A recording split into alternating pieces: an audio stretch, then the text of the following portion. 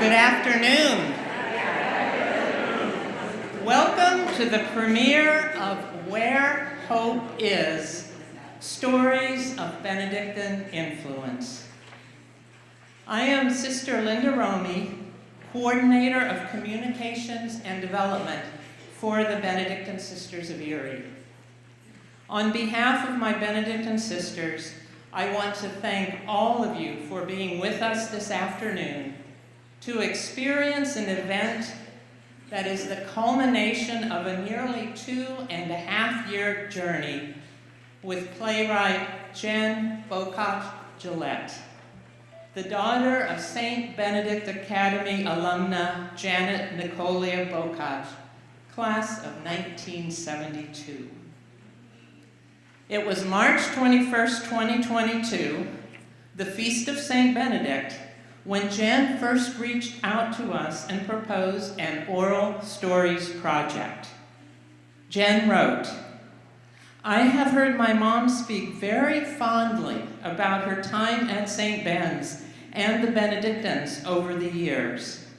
I wonder if the Benedictines might be interested in being the focus of an oral story interview project. The Benedictines seem to be such a unique facet of the Erie community." And so it began. I appreciate Jenn's assessment of the role of the Benedictines in Erie, but who we are and what we do is shaped only in relationship with others, like all of you in this room. And one of our most important relationships is the one we hold with St. Benedict Academy alumni. We cannot tell our story apart from SBA. The Benedictine influence has been reverberating through SBA alumni for generations, and I believe our city and our world is a better place for it. Thank you, SBA alum.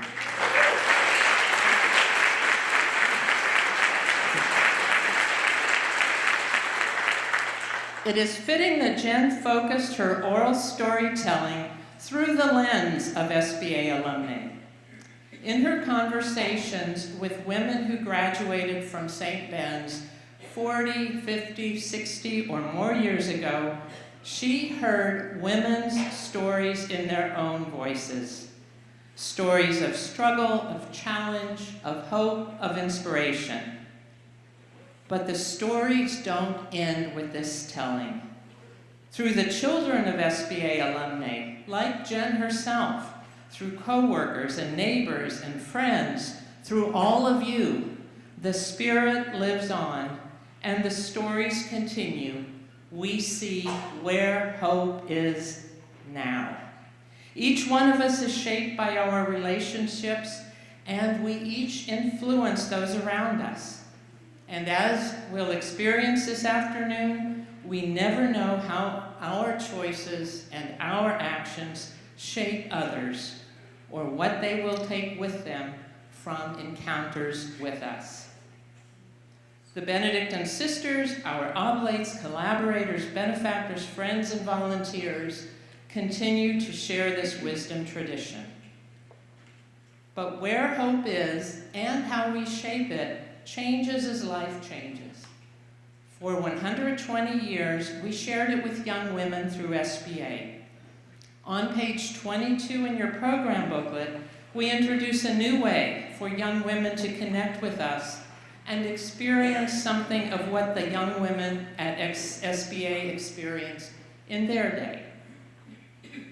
Jenn is here this afternoon with the director of Where Hope Is, Ashley Thaxton Stevenson, and 5 actors from New York who have been working together on creating this production for over a year. It has been an honor to get to know each of them this week as they experienced Benedictine and Erie culture. Now, I'd like to welcome Jenn and Ashley to the stage, and we'll get the show on the road. Thanks.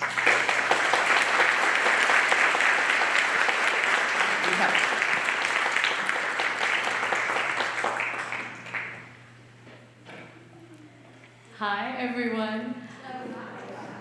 Hi, good afternoon. Thank you so much for attending this performance. My name is Jen. I'm a playwright and performer now based in New York. And this is Ashley, our director. This show, as Linda said, has been a work in progress for more than 2 years. And bringing it to fruition with this reading is a huge source of joy. Special thank you to Matt Yakeley, who's helping us to film today, Greg and everybody at Grisey Audiovisual, to our actors and my lovely director for making this journey from New York, and to all the sisters, alums, and to Linda Romy, Michelle Scully, and Michelle Vasista for making this possible. I have spent a lot of time thinking about what to share in this playwright's note, and some of what I want to share is practical information. First off, I think it's important to say that it is okay to laugh. Some of these stories are funny. Sometimes we need that permission. Next, to clarify, I call myself the playwright because I created this piece, but none of these words are my own. Everything you'll hear today is taken verbatim from interviews with the Benedictine Sisters of Erie, with alumni from St. Benedict Academy, and with those who volunteer, pray, and work within the Benedictine Circle. It has also been a huge privilege to be on the receiving end of these stories. If you contributed an interview to this project, know that even if your words do not appear verbatim in this script, you were a massive part of this project's development. Getting to learn about everyone's experience with the Benedictine community truly taught me so much, and it painted a picture of the past, and it also illuminated what the future may hold. So today, you are going to experience a staged reading of this play, and I'm here to tell you a little bit about what that means. So a staged reading is an important part of the developmental process of a new piece of theater. Staged readings allow us to focus on the words and the storytelling of the script itself. So you'll see our actors today will be holding their scripts. That's going to allow them to really focus on the words and lifting up these important stories. And you are also going to see the beginnings of the exploration of what costumes, sets, and staging might look like if we were to do a fully realized and produced version of this show.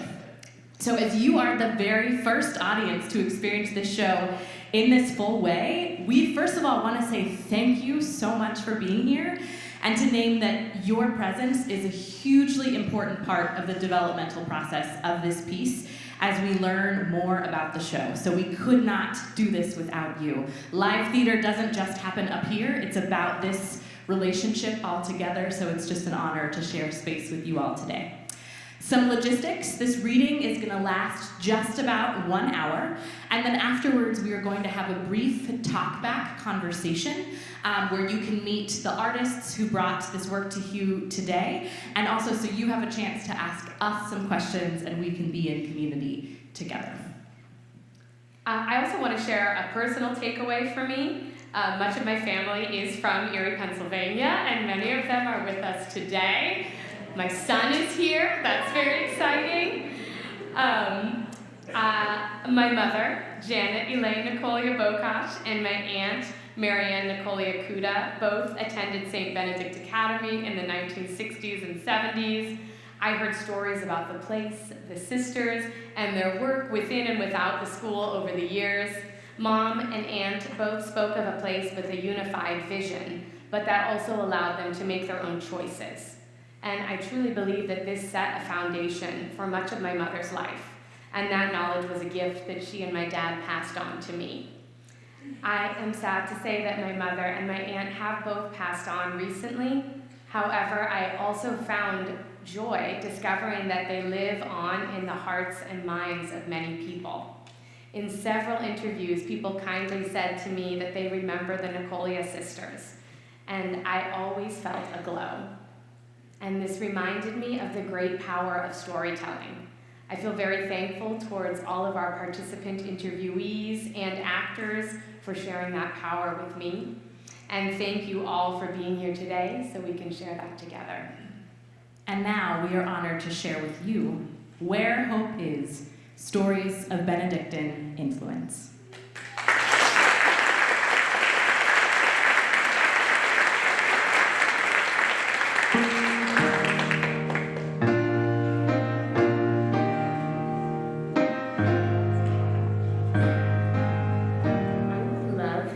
hear your version of the story of how the Benedictine community came to settle here in Western PA. And if there are two versions that you know, I'd love to hear both of them. Okay. Well, as you probably already heard, in 1852, the sisters from Eichstätt came over to St. Mary's to make a foundation. They were not treated well by Boniface Wimmer, who was the one who invited them. He took advantage of them. He didn't care for them. He didn't financially provide for them. So it was a very difficult situation for these sisters coming from a cloister into the woods of St. Mary's and being told to educate young women. So it was difficult. Now, the story I heard was that one version, the bishop here invited them to come and teach the German immigrants here because we had a German population. But the other version was that they were traveling on their way to Minnesota and stopped here and somehow just decided to stay because they sensed there was a need. So I don't know which is the truth. This is going back to 1856. We don't have too many people among us who could verify the reality. The history of the church has been filled with patriarchy. And so we had the usual, this is a very common story for religious communities. There's a male in control who wants to be in charge. He wanted to appoint the superiors. He wanted to control everything with the sisters. He did not provide financially for them, although he wanted there was a male monastery that he founded, and he liked the idea of twin monasteries, brothers and sisters, but he just was dogmatic and patriarchal, and he wanted to be in charge. And the sisters realized he was not really their friend. He was not looking out for them. Even funds that came from Europe that should have been helping here were not shared with the sisters. So there was a lot that was wrong with that first situation. And they just, some of them saw the need to break free of that. But that's a very common story for the history of religious women. The communities are governed initially by a male priest.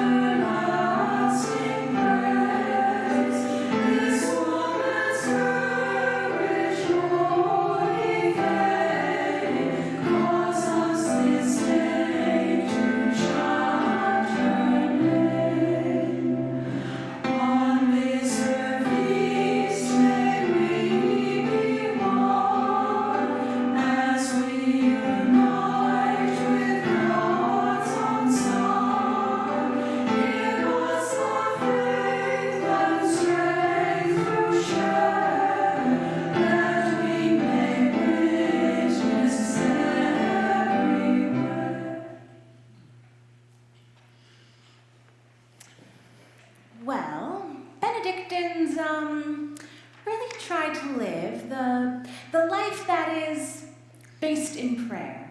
Sister Annette, Order of St. Benedict, SBA alumna, class of 1961. A life that grows from prayer. So the ministries that we do, whether it's the school or anything else, the ministries that we do are an expression of what we believe to be God's call for us, given to us through prayer and through community where we support one another. So it's not just that I have a vision or I think we should do this or that, but the community meditates, thinks about, envisions what the future should be. We are very rooted in peace, in justice, in love of all people, of being called by St. Benedict to really grow from the inside and to nourish ourselves with the readings and with the prayer together. So there's not a separation of that life and community and what we do. We look at what's happening. We look at what are the needs, and we try to satisfy those needs in the best way that we can. I grew up in Erie. I was born and raised there. Anne, SBA alumna, class of 1981. My sister was a St. Ben's girl. She's about 10 years older than me. My cousins on one side of my family all went to St. Ben's, all the females. So it was, I think, inevitable that I would go there. You know, my dad was a steel worker. My mom was a waitress. Leah, SBA alumna, class of 1963. Raised Catholic, went to Blessed Sacrament for my grade school years. You know, when I went to grade school, we had nuns. It was a different order, but we were scared to death of them. Donna, SBA alumna, class of 1973. And when I went to high school, it was completely different. It was like these friendly nuns who obviously were very happy in their lives. I think as part of wanting to belong, I converted. Virginia, SBA alumna, class of 1966. I'm not sure I converted for the holiest or most religious of reasons. I think it was more to just be a part of. And so I did. I converted to Catholicism when I was in the 8th grade. And like most of the kids in my school, except for a handful, I applied to go to St. Ben's and I was admitted. I think that what led me to SBA was that the nuns were doing something different. Judith, SBA alumna, class of 1978. And that was really attractive to me. There was something about St. Benedict's that just made you feel like you fit. You belonged there. Every person was treated like of real value. The sisters knew each person, the lay teachers did too, and valued each person. And so the ability that you have to blossom and grow was just strengthened because you were in a place that felt right. I think it really added to the camaraderie, that it was just us girls. There was no competition between us going on, and it just became very easy to develop friendships. And the other thing was, it always felt very welcoming. Like if a new girl happened to join us in our sophomore or junior year, it was always something we looked forward to. You know, somebody who was new and was going to join our community. And so it always felt very welcoming and warm. And the sisters were interesting in a lot of ways. They were very open-minded. They were very feminist, if you will. They provided a real consistency, a real order, a real appreciation of beauty, attention to our own womanhood. Assemblies there at the school were very interesting. I don't know if the other girls have talked about this, but I remember an assembly where they taught us how to drink socially. How to get in and out of cars politely and easily, yet, you know, protecting our, our private parts when we were swinging our legs in and out of the car. That kind of thing. So they really contributed a lot to teaching us how to be grown women and how to have confidence in ourselves and how to think for ourselves. You know, a couple things that I remember very distinctly, and that was they weren't dogmatic. They were very clear about our faith was a matter of personal choice, and that it was up to us to decide what we believe. They could teach us certain things, but they also made, like one whole year in a religion class, they would bring in a minister or a pastor or a deacon from another religious group that, was having a congregation in Erie, and they would talk to us about their theology and what their beliefs were. And at times we would go and visit their church or the temple, and so the bottom line was, there are a lot of ways of believing and thinking, and it's up to you and where your faith leads you. I feel like they've helped form my social conscience, in a way. I always think back to, well, if I have a decision before me, what would they do? And really not in a way that was about, like, guilting you into it or anything like that. Just saying, what do you as, you're given these gifts, right? And you're given this privilege, and what are you going to do with it? I can remember standing in front of the A&P, and we were in Erie, and we were boycotting lettuce and grapes. Right, so for the, we were, it was all about supporting the migrant farm workers. And, I can still remember, Boycott lettuce, boycott grapes, boycott the wine that Gallo makes. People, you didn't always get a great response in doing that kind of work. But I also learned to be really, steadfast in my beliefs. And even though you are, you can be, ridiculed, or you can be laughed at, or whatever, that it was really, they taught me to just, you stand up for what you believe in. And that's really carried through, my whole adult life. Well, during those, those times, there were sisters who were arrested, who spoke out, who wrote. That speaking and writing was eloquent, and always from the gospel, scripture. That was the basis, and even today, Benedictines for peace and the social justice interests of this community are still anchored in, I like that word, that they're still based on the gospel the principles of the gospel. It's a question, I think, a lot of times with people who still go to church on Sundays, there's a lot that don't, that they go to church, maybe they hear something, and they leave, and that's it. Whatever they heard in church is left there. But that's not how, obviously, the sisters see it. And those of us who come and mix with, become part of, don't see it that way either. This is the way that we're called to live. And it isn't just a nice thing to do,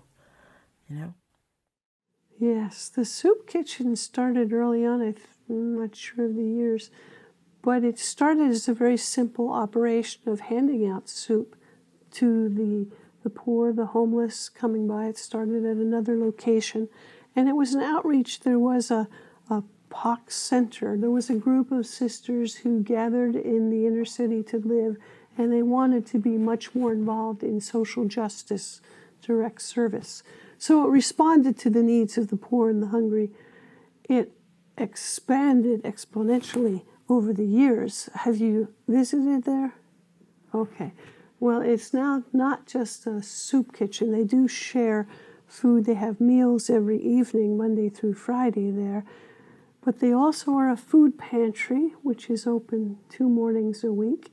They also opened a kids cafe, which is specifically for children, because, it's difficult to have the children mixing with the population that comes in off the streets. So the Kids Cafe offers after-school services, help, tutoring with homework, things like that. Also recreational games and things like that. But it's a healthy environment for children after school to play, learn, and be fed. It's a safe environment.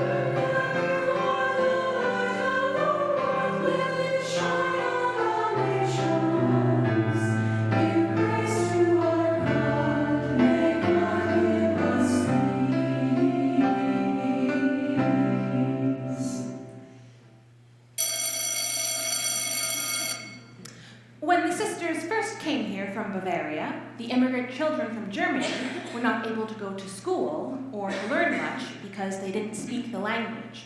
So our first job was to educate those German-speaking children.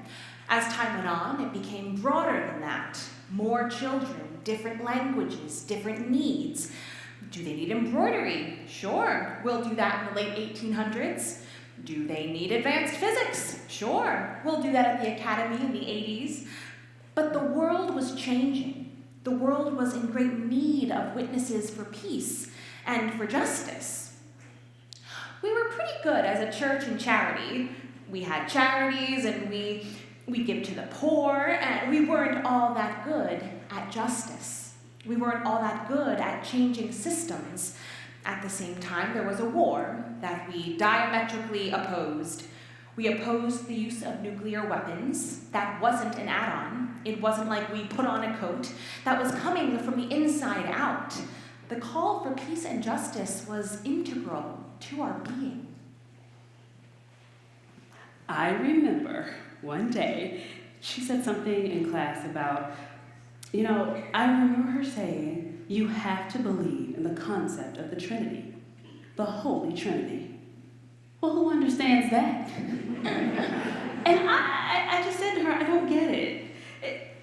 I understand the beauty of it when you sing songs, but really, 3 persons and one God? What does that even mean? Like, how does that even happen? Like, when did it start? Did it ever start? And how? And she was done. Because nobody questions. You don't really ask questions for religious. And I was just like, I don't get it. So I just want to know. I want to understand how this works. And she said, I want you to stay after class. And I thought she was angry. She spent 20 minutes just talking about the whole concept of the Trinity. 3 persons, one God. And I thought, okay, I'm still not completely sure I understand it, but since it's a mystery, I don't think you're really supposed to completely understand it. And I accepted it a lot better. And I was grateful to her for not being angry at me for, pushing a little bit. French class, we had Sister Phyllis Schleicher. I had 4 years of French. And let me just say, she's awesome. She was an awesome teacher. She did things with us. Now I can fully appreciate what she did, later on, looking back. But we had novels to read, and we had magazines, the Paris Match, and she took us on field trips. We went out to Northeast. There was a French restaurant, and we went out there. And she even took us on, it was quite a long trip. We went to Quebec, yeah? I would have to give high praise to a few very influential people. Sister Mary David Callahan, who was a choir director. At that time, I could sing, and so she really worked with me to build my ability to sing in public, which then translated nicely to being able to give presentations through my job to, up to 1,000 or less people. So she was very influential and very positive in that way. It was so cool because it was a lot of people, these friendships are, your high school friends. Lucky for me, I still have many of those friendships. But all those gals, we went along together and we just had a great time. And we went to see Dr. Zhivago in French. I'm pretty sure I didn't understand a word of it. But it was awesome. The exposure that she gave us to all these different things. What a great teacher. She kept it really interesting. So she's one of the best, absolutely. Sister Mary Ellen Plum was just a joy and was always kind and caring, and you had a bad day, you could go talk to Sister Mary Ellen. And Sister Roseanne Lonick from the Home Ec Department, all those ladies just set some good, positive examples, and were always very encouraging. This is from French class. This must have been around senior year. I was actually president of the French club, believe it or not. And my best friend, who was kind of like a shirt-tail relation, so we always called each other cousin, she decided she was going to be my bodyguard, air quotes, because I was the president, right? And I can remember us walking through the cafeteria, really hamming it up and singing the French national anthem. And guess who was behind us? Sister Phyllis. Oh, one of my favorite stories, and I was able to tell her the story a couple of summers ago, I guess, at Zabava, which is an Erie Holy Trinity Polish celebration that the Benedictines usually stop by on Friday night.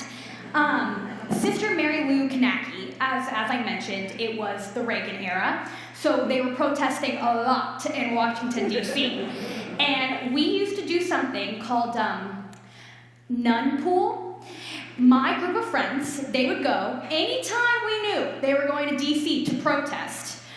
We would draw names to see who would get arrested. And you put $1 in, and whoever got, if you had the nun who got arrested, you won the pool.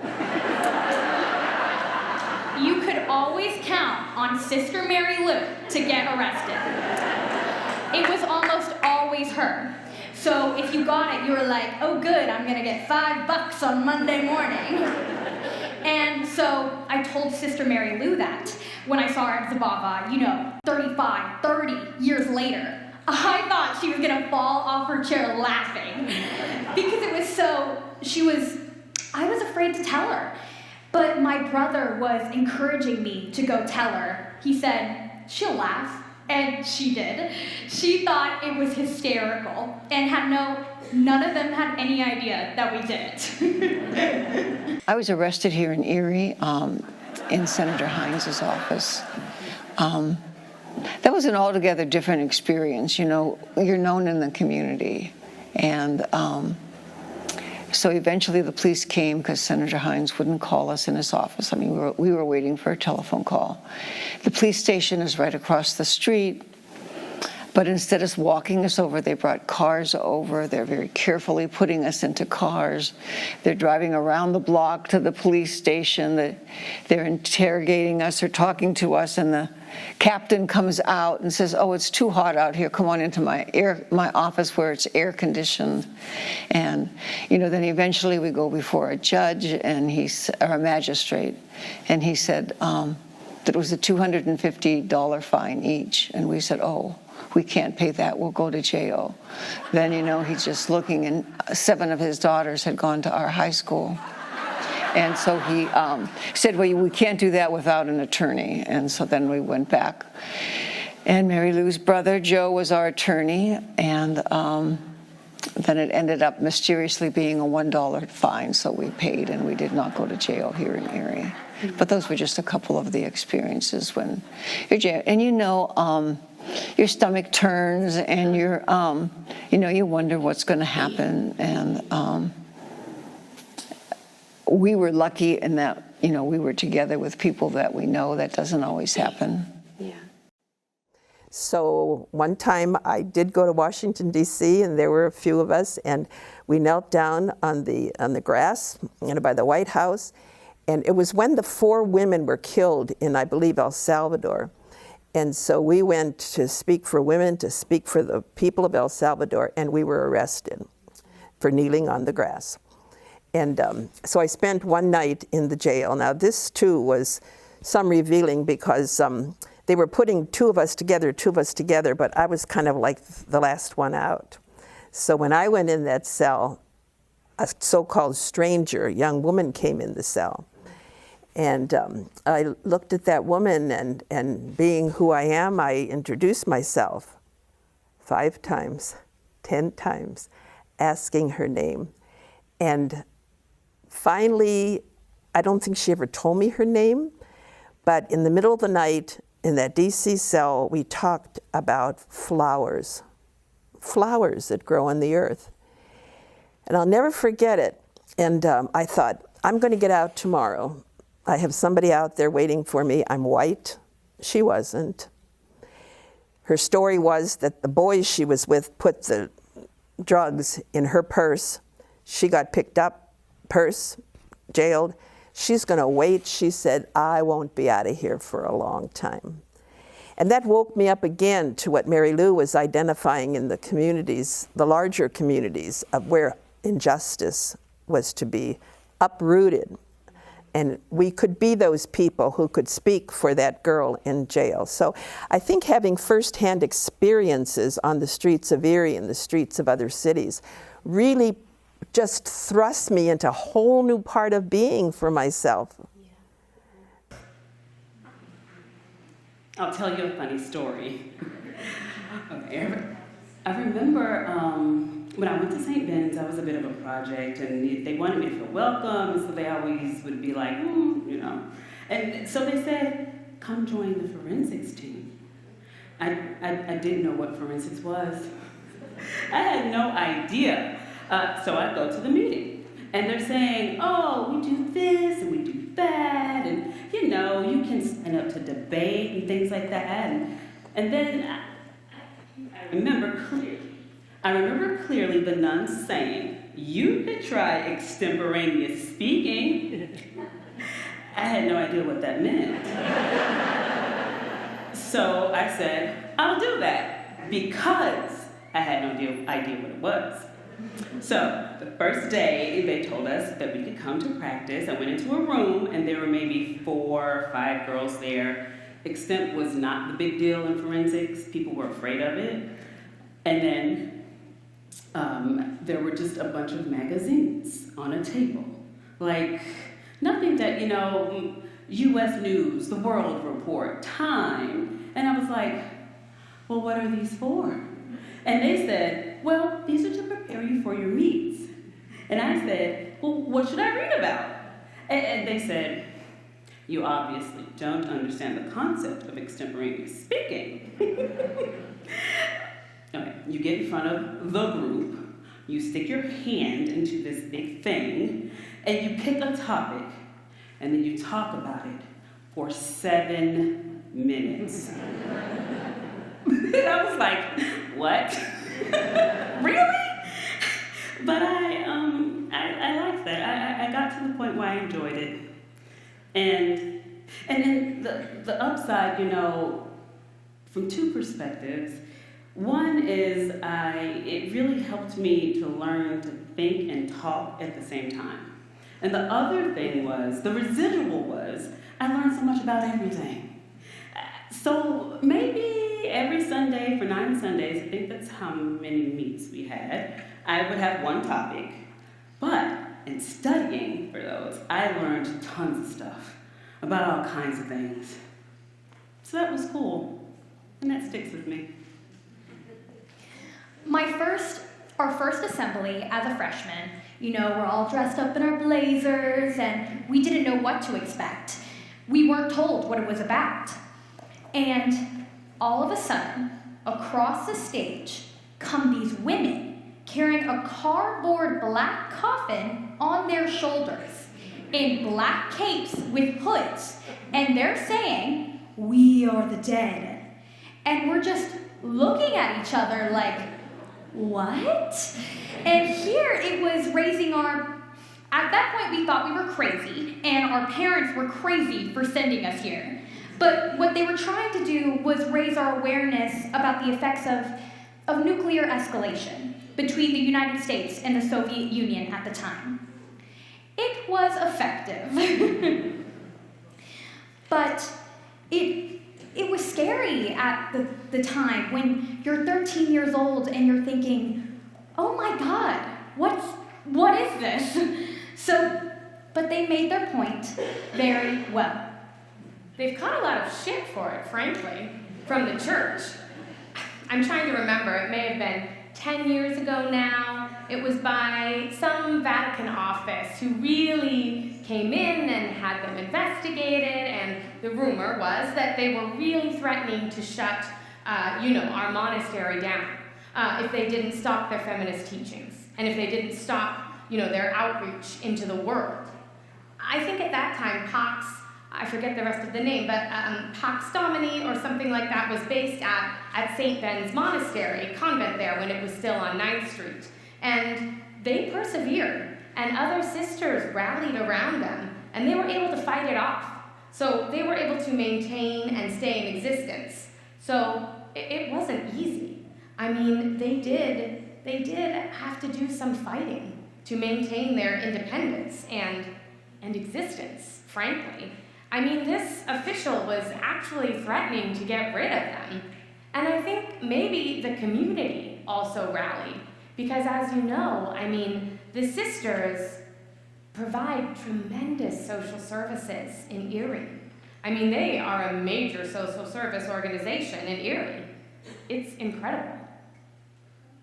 Something else I've been following online are the Take Back the Site. Is that what Yes, Take Back the Site vigils. I don't know how long that's been going on either, but it's a very moving ritual. It's not long, it only lasts about 15 minutes, but every time there's a murder in Erie, and it's a collaborative effort of the three religious communities, the Benedictines, the Sisters of Mercy, Sisters of St. Joseph. So that in itself is a witness that these three religious communities are coming together. And when someone is killed, they contact the family to see if the family is interested and willing to have us come and pray at that site, so that the place of violence can become somehow redeemed in a place of grace. There's a blessing with water. There's prayers for the family. There's prayers for an end to violence. But perhaps the most unique part of that vigil is that we pray not only for the victim, but for the perpetrator. And that's tough for some people to swallow, because you can imagine if your loved one has been killed, there's a natural vengeance and anger that rises up. So I think one of the most important witnesses of those Take Back the Site vigils is that the prayer is big enough to include everyone. Everyone needs the assistance and the help.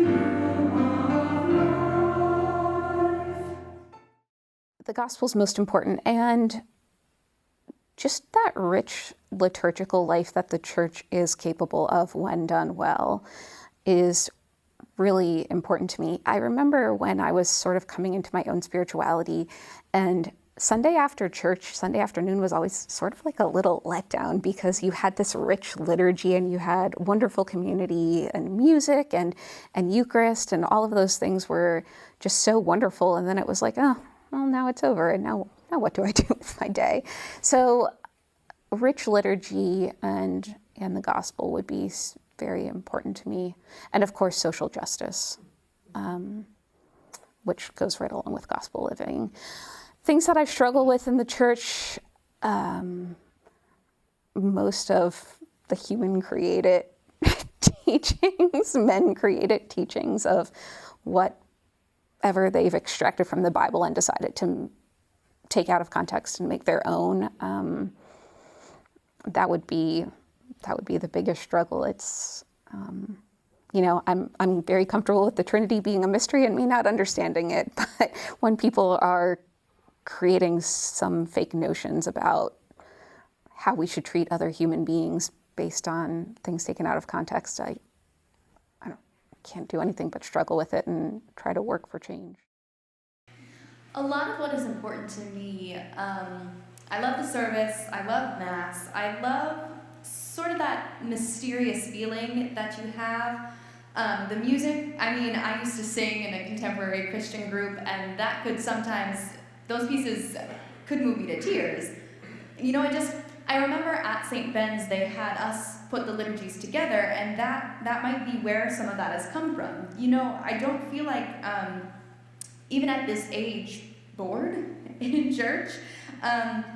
You know, sometimes.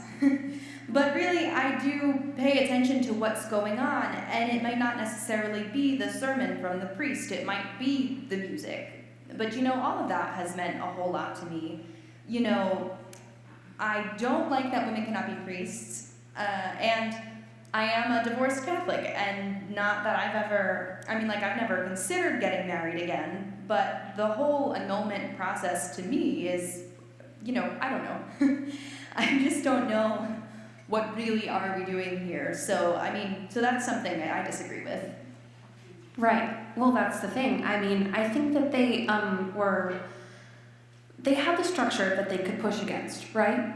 And so if they were to just say disband and, you know, be like, you know, individual women or a community of women, you know, I think that they wouldn't have as much, you know, maybe resources.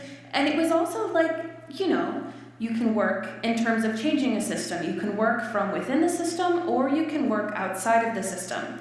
And they really chose to be faithful to that work of pushing from inside. And I think it took a lot for them to be, you know, to continue to do that, because, you know, it's hard. And, you know, when you're pushing up against, you know, the bishop or something like that, I mean, you know, it can't be easy, but I think that being together as a community is really what gave them the strength to do that. You know, I mean, I was close to becoming a Benedictine myself, to joining, but I couldn't reconcile it, you know, and maybe if it was, you know, 10 years earlier or 20 years earlier, maybe I would have made that decision as well.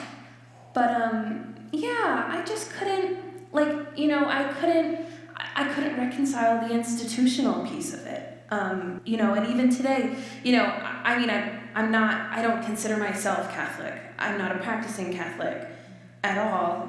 And yet, those values still stay with me today, even though there's so much about the Catholic Church that just, you know, still seems pretty abhorrent. You know, yet I still have a love for it. Like, it's like, you know, you can't stop being Polish if you're Polish. In a way, you can't stop being Catholic if you're Catholic. It's like baked in you. And so, you know, I really take, like, what is, you know, those memories and that foundation that continues to live, you know, inside of me. I mean, abhorrence is a strong word. But there's so many, there's just so much about, you know, the hierarchical church with regard to women and with regard to, you know, the LGBTQ community that really is pretty hard to take, because you don't feel a part of it, right? We're a part of history.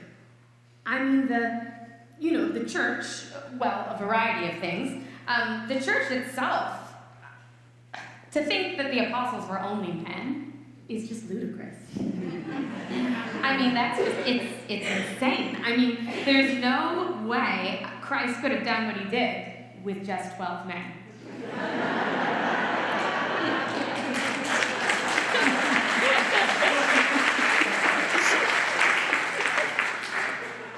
From a perspective of education, what stayed with me all my life is just the absolute joy of learning.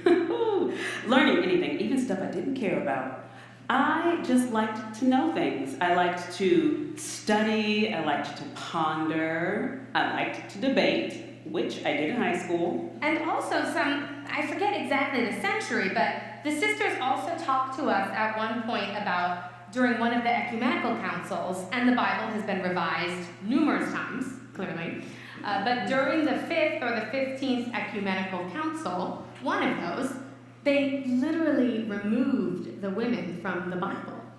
They left out kind of a smattering, but most of the women and their activities were chopped, cut, just thrown away. And it's nonsense. I liked to see all things from all sides. They gave me that, or at least brought it out of me. And in terms of religious values, I think honesty. Really being careful with people's feelings. And with, giving wherever you could. That's always stayed with me. I mean, the women have a story to tell. Women have carried most of the world on their backs forever.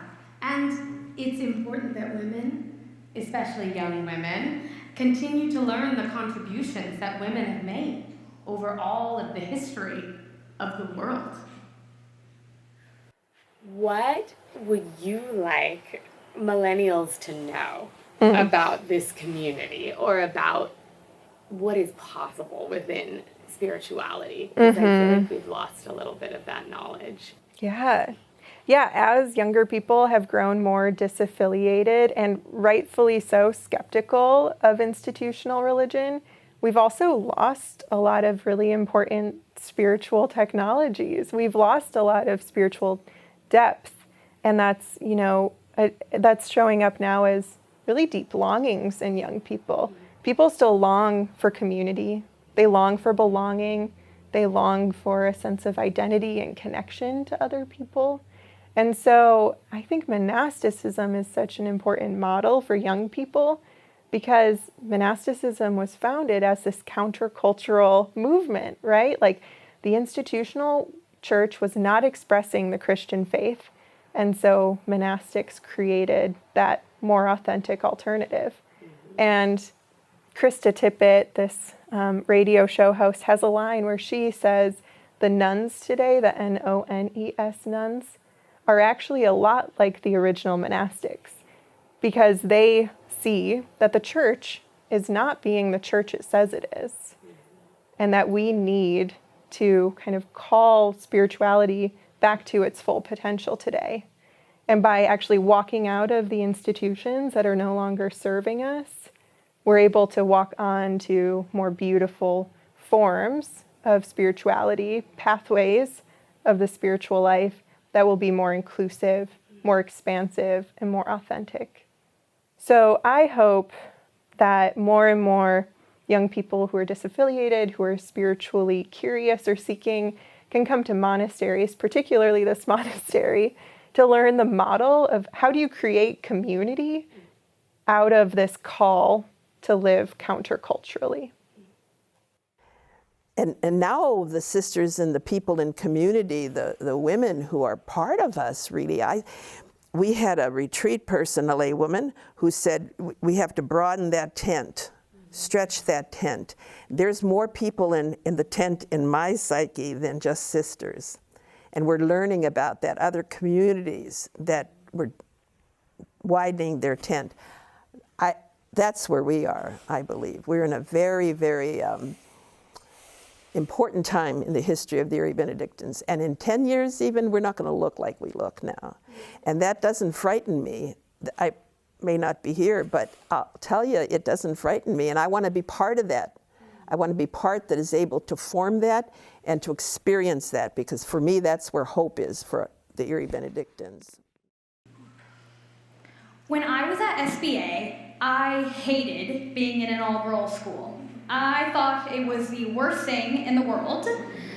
Retrospectively, it was the best thing in the world. And I say that to anybody who has an opportunity to go to a school with one gender.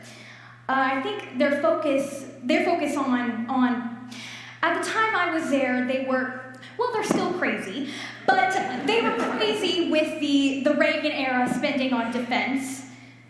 They were so pro-women and girls. And I think when you're 14 or 15 years old, you don't see that, but it starts to impact you.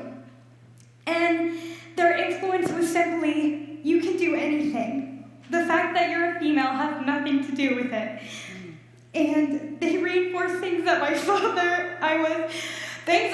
said about you can go do whatever you want. It doesn't matter that you're a girl or a boy. And so their reinforcement of what he was saying just led to me thinking, you know, there's more to life than Erie, Pennsylvania. And so I went to Penn State. While I only ventured to Penn State and Pittsburgh too, I did go to California for a couple of years to live, but my job took me all over the world.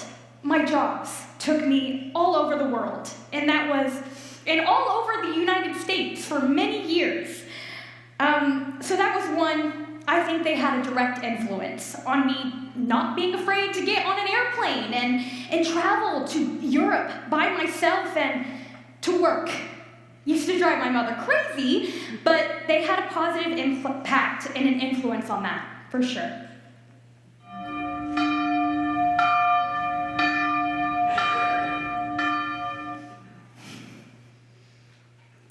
When you look back at the beginning, the very, very beginning, the sisters were teaching the sciences back before the turn of the 1900s, at a time when it wasn't seen very necessary for students to learn chemistry and physics.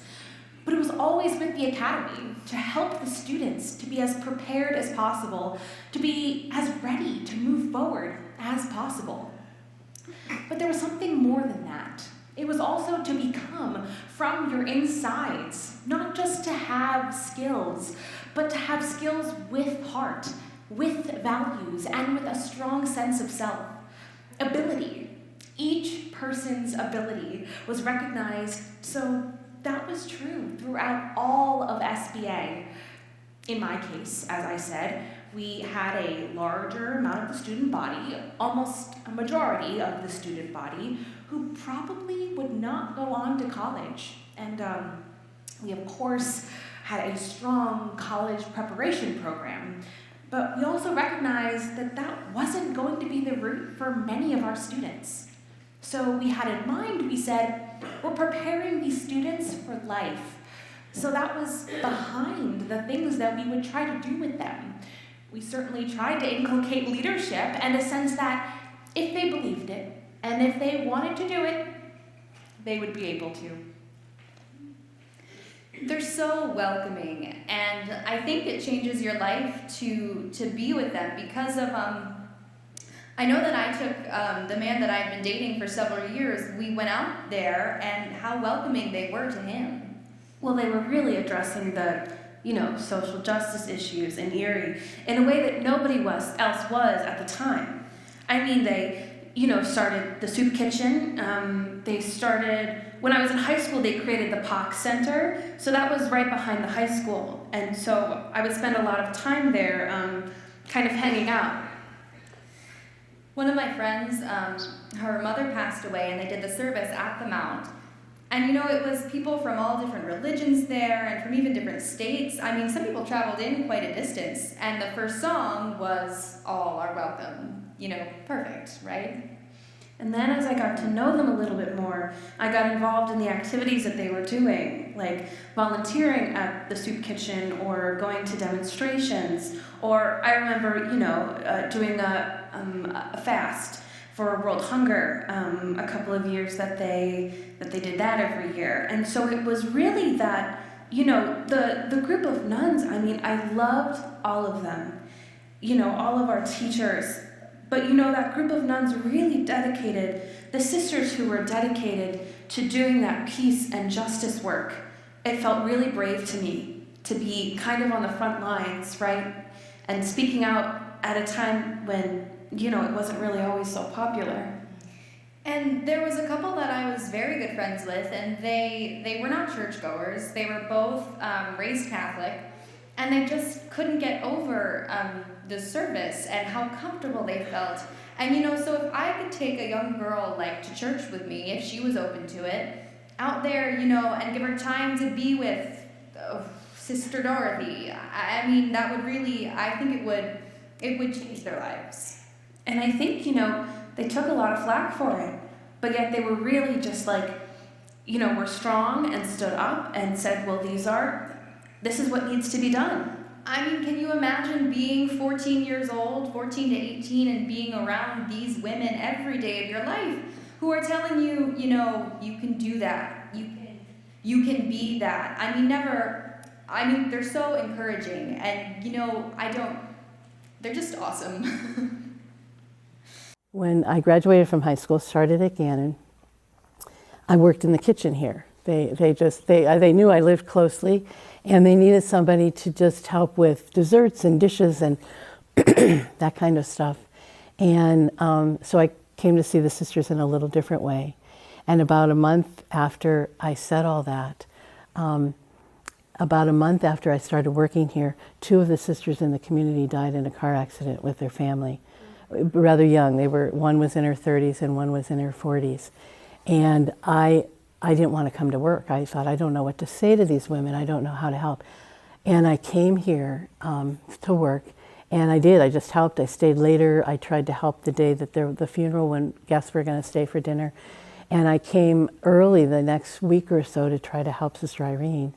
And in the middle of that, thank you, Linda, in the middle of all that, in the middle of that experience, I went home and said to my mom, I don't know what these women have, but I want it. And I didn't say another word to anybody. I didn't say another word to anybody, any of the sisters, until a year later. I just watched, I just prayed, I just talked a little bit to my mom, who was only asking me to give it a little time, because she knew how emotional that event was for me. And she wasn't necessarily unsure that it could be a call, but she didn't want me to get caught up in the emotion of it. But I watched, and I just knew I wanted what it was. And so about a year after these sisters had died, I sat down with one of the sisters and I said, tell me about that weekend, because I saw you absolutely heartbroken, and yet you held together, and she was my theology teacher in high school, Sister Mary Michael. And she said, honey, it's hard to explain. What you saw and what you experienced is what it is. But to try to put it into words, you can't. What you saw was God at work in a group of women that have decided that God is more important to them than anything else, and everything else comes back to that. Well, that was one of the best explanations of religious life and monastic life that I'd ever heard, and I've held that whole time, and I've just watched it unfold.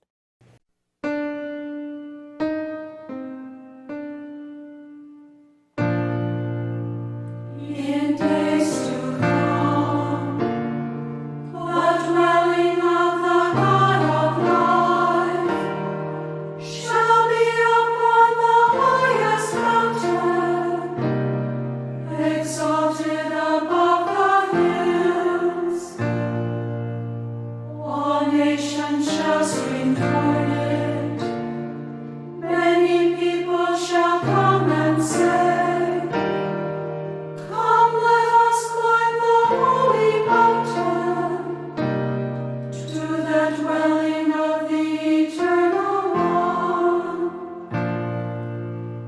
Hospitality is one of the hallmarks of Benedictine spirituality. If you read the Rule of Benedict, he is constantly reminding us that we need to see the face of Christ in the other, the poor, the suffering, my brother, my sister, the neighbor.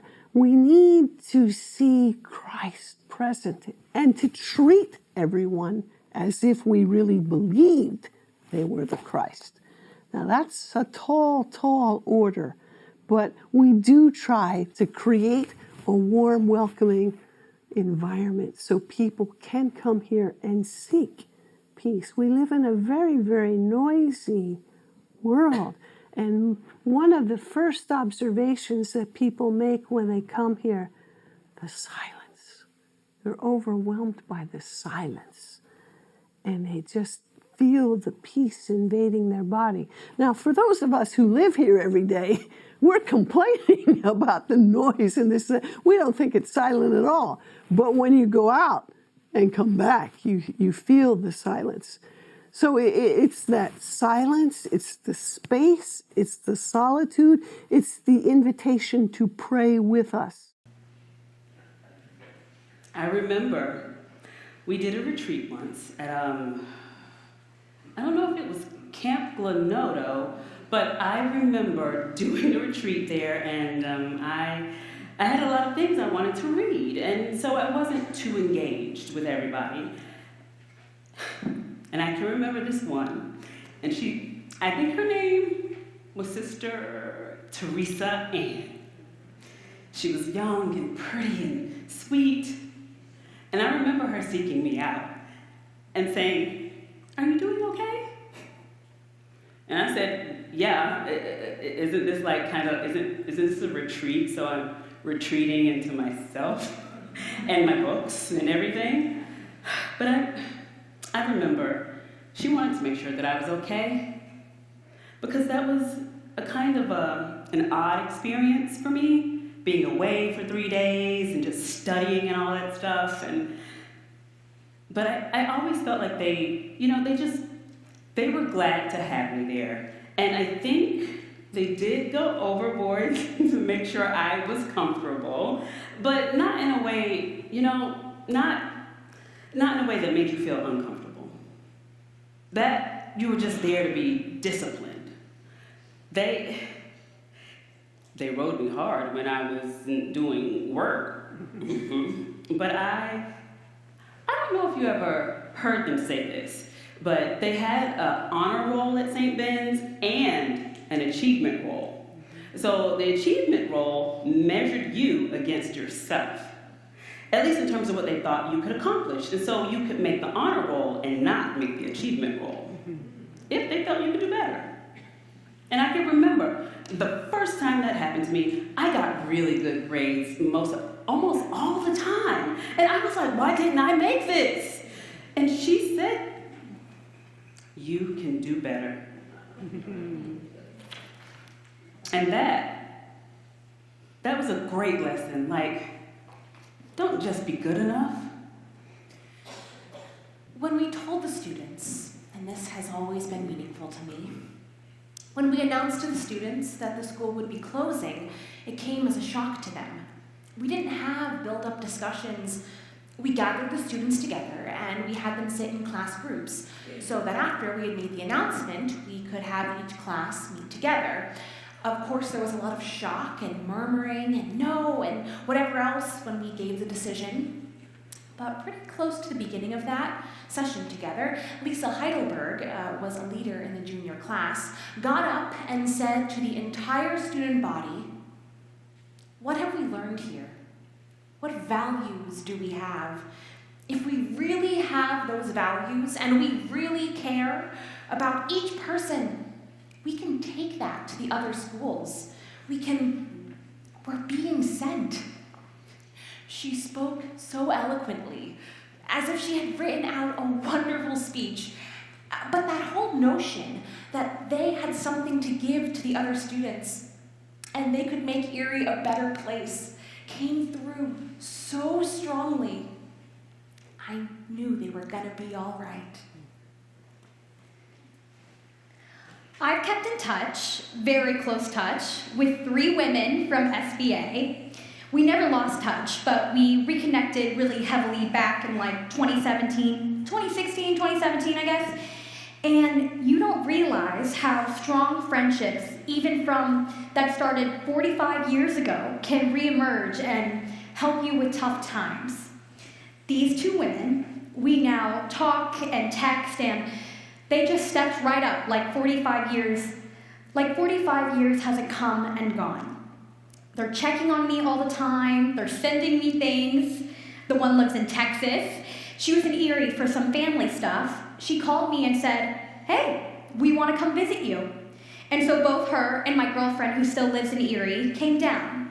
And it was like we had been together every day for our whole lives. And so those friendships that you made back then, if you're willing to work a little bit, they can be just as powerful and impactful today as they were when you were 15 years old and your boyfriend had just broken up with you. So that's the other thing that I think, with everything going on in my life, that has come back to me from SBA. Just some very powerful relationships and just wonderful women that I met when I was there.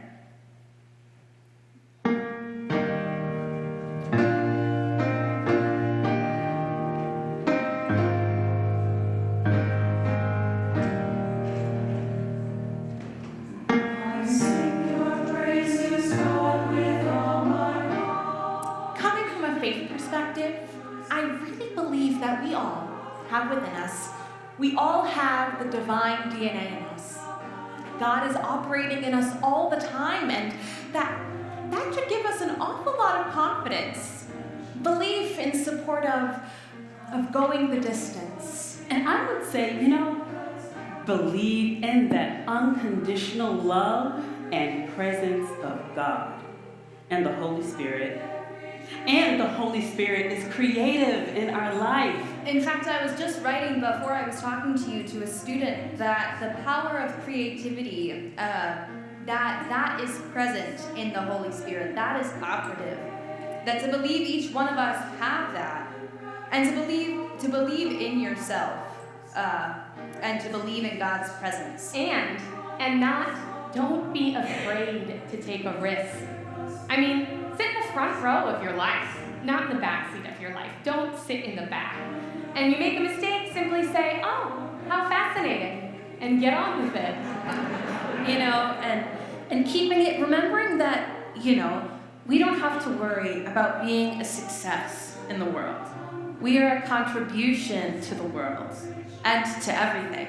And if you can free yourself from the power of being popular and being successful and being recognized and being on a stage all the time. Sometimes it's not about being on the stage.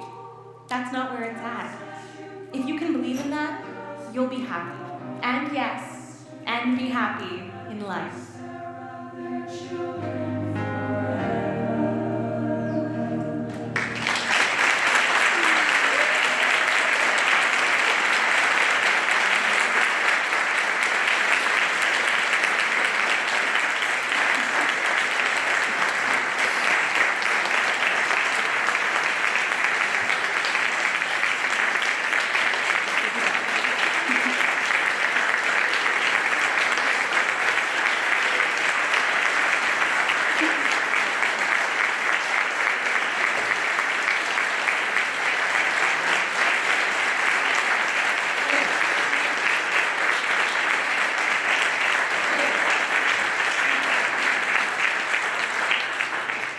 Wow.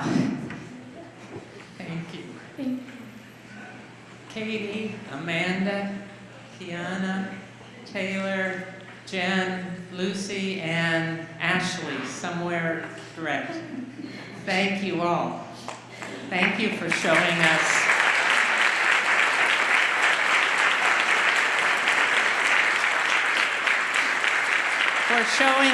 where hope is. I'd like to invite my coworker, Michelle Scully, to come up on stage, please. Michelle's been instrumental in many behind-the-scenes details. And while Michelle makes her way up, another quick thank you to the staff here at the Hirt Auditorium, to Grisey Audiovisual, to Printing Concepts for the program books. But our special thank yous, I'd like to ask Jenn to come forward.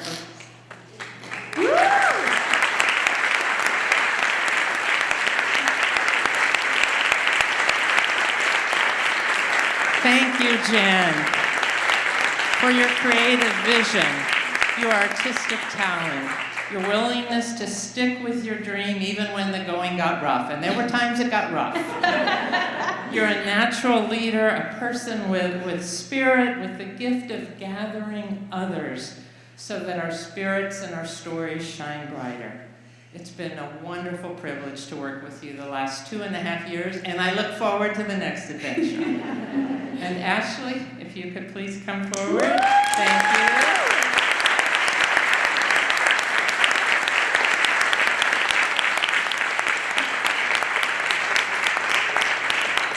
You brought an incredible spirit to this work and the creative genius that helped pull it all together and make it happen.